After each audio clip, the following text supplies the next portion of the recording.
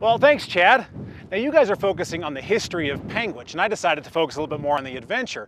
But I couldn't get very far from the history either. I'm here overlooking Panguitch Lake, and when I discovered the rich history of this area, I was shocked, and I want to share it with you today.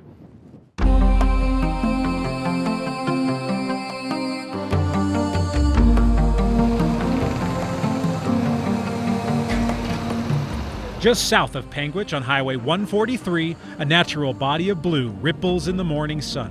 This is Panguitch Lake, a recreation starting point that offers quiet days on the water or rugged trips on the trail, all the while holding secret a history that makes it stand out among western hotspots.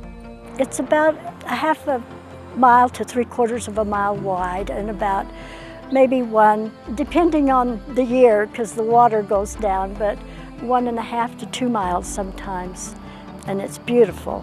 That beauty is evident today as fishermen flock to the shores and set out on the water in search of rainbow and tiger trout. ATV trails lead into the forest almost directly from the water, taking riders on old historic routes and pioneer trails that lead into the mountains and in some cases almost all the way back to Panguitch. Many of the routes are barely 50 inches and take riders back in time to areas few people have ever visited even today. I think it's that trip back in time that I was so surprised by this morning.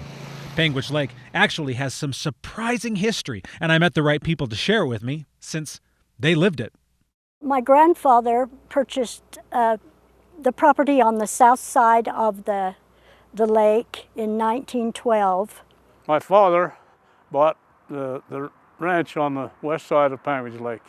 When I was young, it meant quite a lot of work for me up there, but I really enjoyed it. Shirley and Grant shared many stories with me that have been all but lost to time. The lake was originally fished by the Paiute tribe, and as Western settlers came in, a unique culture began to flourish. The old resort was built, and people from all walks of life started flocking to Panguitch in the late 1800s. At one point, there was even a floating dance hall out on the water, though as you might imagine, that didn't end well. Materials got waterlogged. They got too many people on it to sing. They used to have great big 24th of July celebrations up there, and people would come and camp in trailers and in their wagons, and they had horse races. Of course, there were betting booths at that time, which they finally closed down, I guess. They had a straight track up there, and then they later built a circular track, which was about 1/2 mile long, and that's still visible. And this is actually the remnants of that racetrack. You can see the curve here. Imagine it. You'd have grandstands right here with a couple thousand people watching the horse races as they come by. And then right here in the middle, you would have the betting booths where you could drop your money off and bet on your horse, right here on Panguitch Lake. Today, the resort offers all the modern conveniences you could want, with cabins and full RV hookups. But they still hold on to some of that old world charm, taking advantage of their history and the beauty of the area. Between some of the modern cabins, you can still find the originals that stood before the turn of the 20th century, when rebels and Indians bet on horses and pulled trout from the cold blue water. We often don't stop to learn about the history of some of the areas we recreate in. But when we do, we gain a much greater appreciation for those lands. And that's what my experience has been today with Panguitch Lake.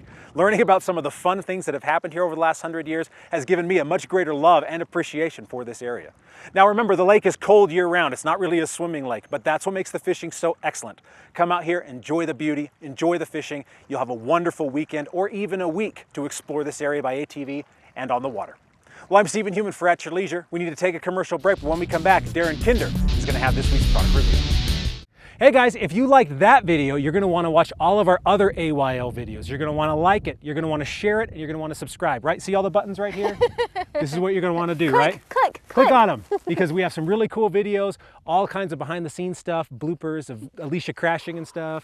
Why are you going to sell me out like that, Stephen? So you want to click all of these things and subscribe to our channel, because At Your Leisure is awesome, and we'll see you here for more videos.